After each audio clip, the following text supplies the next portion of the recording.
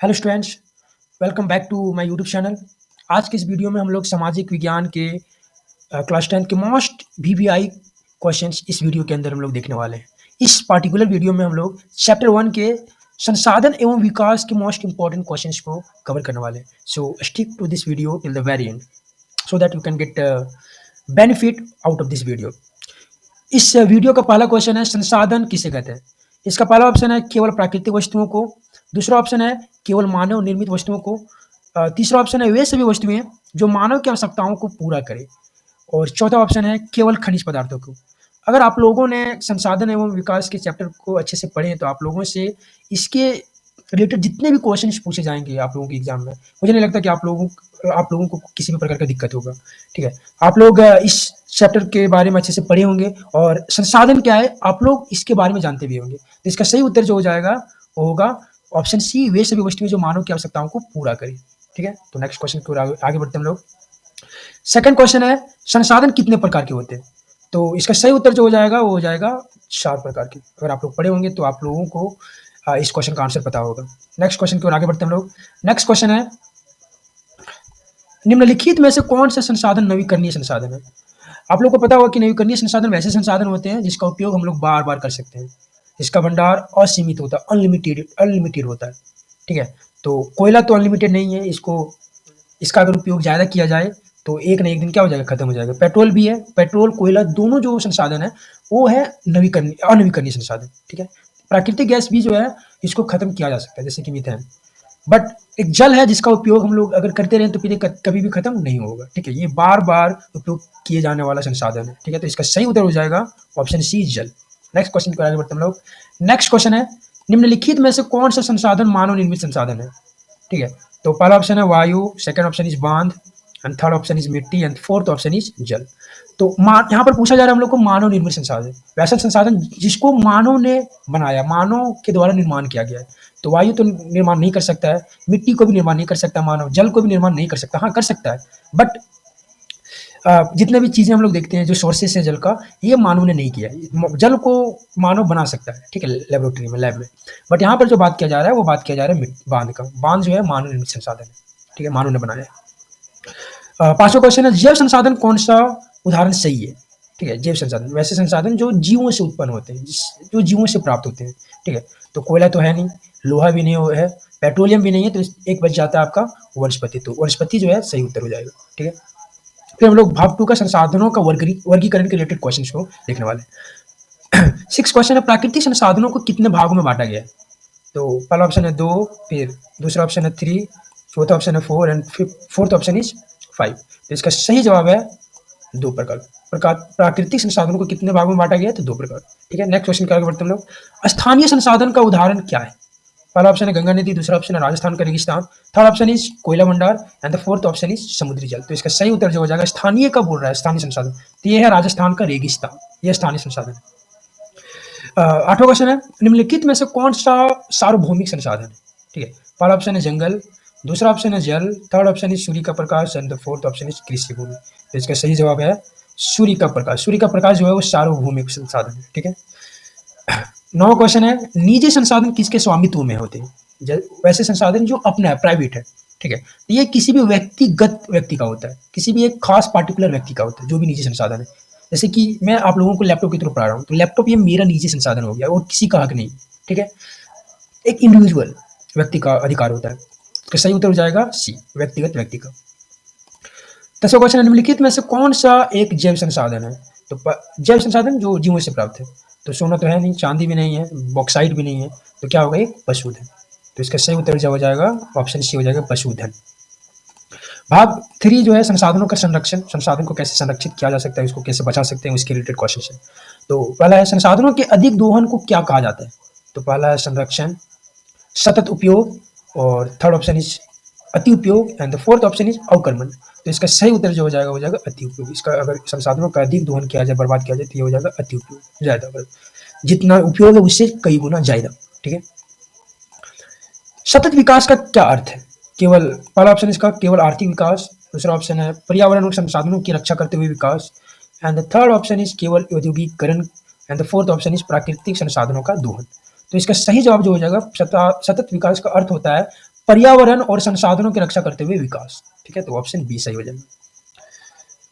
13वां question है, संसाधनों के सतत उपयोग का अर्थ क्या है? तो पहला ऑप्शन है अनियंत्रित दोहन। सेकंड ऑप्शन है संसाधनों का विवेकपूर्वक और संतुलित उपयोग। थर्ड ऑप्शन है केवल मानव उपयोग के लिए संरक्षण। और फोर्थ ऑप्शन है अधिक से अधिक उपयोग। तो सतत उपयोग का अर्थ होता है संसाधनों का विवेकपूर्ण और संतुलित उपयोग, उतना अच्छे पूर्वक उपयोग करना और उसको संतुलित तरीके से उपयोग करना, जितना जरूरत है उतना। ये होता है सतत उपयोग का अर्थ। नेक्स्ट क्वेश्चन है, भारत सरकार ने पर्यावरण संतुलन बनाए रखने के लिए कौन सा कार्यक्रम शुरू किया? पहला ऑप्शन है उसका operation blue star. Second option है वन महोत्सव। थर्ड ऑप्शन है हरित क्रांति। And the fourth option is जल संरक्षण योजना। तो इसका सही उत्तर हो जाएगा वन महोत्सव। पर्यावरण संतुलन बनाए रखने के लिए कौन सा उपयोग किया गया है? वन महोत्सव। नेक्स्ट क्वेश्चन है 15वां, कौन सा कार्य संसाधन संरक्षण का उदाहरण है? पहला है वनों की कटाई। दूसरा है जल संरक्षण। थर्ड है भूमिगत जल का अधिक दोहन। और थर्ड ऑप्शन है प्लास्टिक का अधिक उपयोग। तो कार्य संसाधन संरक्षण जो बताया गया है, ये बताया गया जल संरक्षण के लिए, तो इसका सही आंसर हो जाएगा ऑप्शन बी। नेक्स्ट क्वेश्चन है, भारत में कुल भूमि का क्षेत्रफल कितना है? आप लोग ये बचपन में ही पढ़े होंगे कि भारत में जो कुल भूमि का जो क्षेत्रफल है वो कितना है? 3.28 मिलियन वर्ग किलोमीटर, जिसे हम लोग हिंदी में बोलते हैं 32,87,263 वर्ग किलोमीटर। ठीक है, तो इसका सही उत्तर हो जाएगा 3.28 मिलियन वर्ग किलोमीटर। ठीक है, ये सब क्वेश्चन बेसिक सवाल आप लोगों के एग्जाम में देखने को मिल सकता है, तो इसको आप लोग नोट कर लीजिएगा। नेक्स्ट क्वेश्चन है, निम्नलिखित में कौन सा भूमि उपयोग का प्रकार नहीं है? ठीक है, तो पहला है कृषि भूमि, तो उपयोग का प्रकार है। बंजर भूमि को भी हम लोग क्या कर सकते हैं? उपयोग कर सकते हैं, उपयोग में ला सकते हैं। थर्ड ऑप्शन है अंतरिक्ष भूमि। और फोर्थ ऑप्शन है वन भूमि। तो इसका सही उत्तर जो हो जाएगा वो हो जाएगा अंतरिक्ष भूमि। अंतरिक्ष भूमि का उपयोग हम लोग कभी भी नहीं कर सकते हैं। नेक्स्ट क्वेश्चन है 18वां, भारत में मिट्टी के कटाव का मुख्य कारण क्या है? तो पहला ऑप्शन है वृक्षारोपण। दूसरा ऑप्शन है बाढ़ और तेज हवा। थर्ड ऑप्शन है सतत कृषि। फोर्थ ऑप्शन है वैज्ञानिक खेती। तो इसका सही जवाब हो जाएगा बाढ़ और तेज हवा। नेक्स्ट क्वेश्चन है, राजस्थान में पाई जाने वाली प्रमुख मिट्टी कौन सी है? तो आप लोग को पता होगा कि राजस्थान में सबसे ज्यादा क्या है? रेगिस्तान है, जिसकी वजह से यहाँ पर क्या पाया जाएगा? मरुस्थलीय मिट्टी। ठीक है, तो इसका सही जवाब हो जाएगा ऑप्शन डी, मरुस्थलीय मिट्टी। नेक्स्ट क्वेश्चन है, जलोढ़ मृदा मुख्य रूप से कहाँ पाया जाता है? तो पहला ऑप्शन है हिमालय क्षेत्र में। दूसरा ऑप्शन है गंगा और ब्रह्मपुत्र मैदान में। थर्ड ऑप्शन है दक्कन पठार में। और फोर्थ ऑप्शन है राजस्थान में। तो इसका सही जवाब जो हो जाएगा ऑप्शन बी, गंगा ब्रह्मपुत्र मैदान। वही सब भाग के लिए क्या था। नेक्स्ट क्वेश्चन है, भाग 5 में जो संसाधन जो योजना है उसके रिलेटेड क्वेश्चन को हम लोग देखेंगे। भारत में संसाधन योजना कितने चरणों में की जाती है?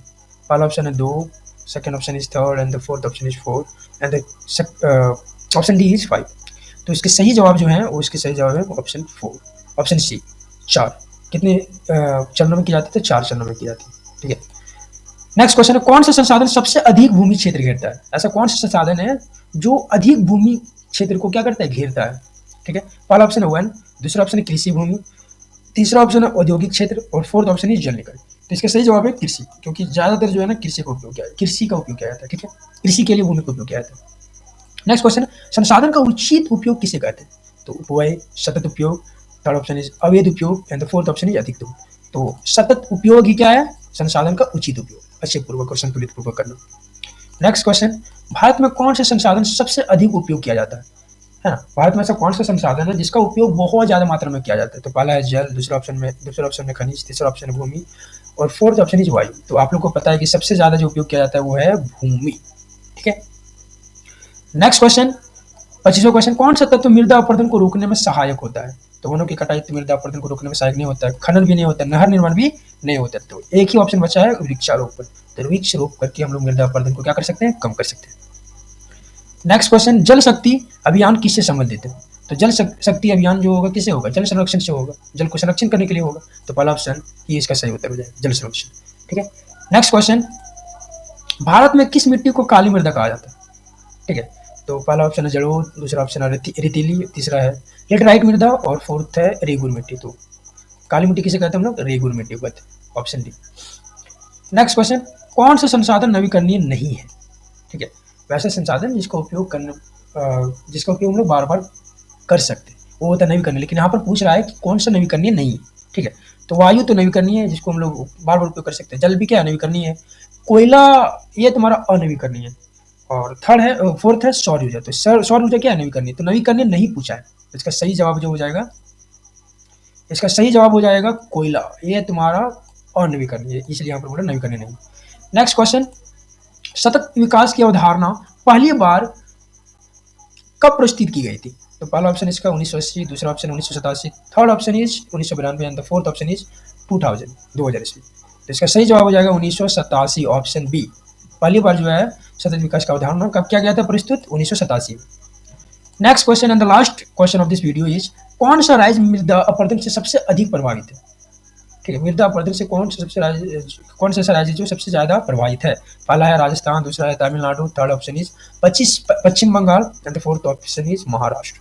तो इसका सही जवाब हो जाएगा राजस्थान। राजस्थान ही है जो मृदा अपरदन से ज्यादा प्रभावित है। ज्यादातर क्षेत्र जो है वो रेगिस्तानी क्षेत्र है और स्थलीय क्षेत्र है। तो आज की इस वीडियो में इतना ही। अगले वीडियो में हम लोग मिलेंगे और भी बेहतरीन और बहुत इंपॉर्टेंट एमसीक्यू क्वेश्चंस। तो तब तक जय हिंद, जय भारत।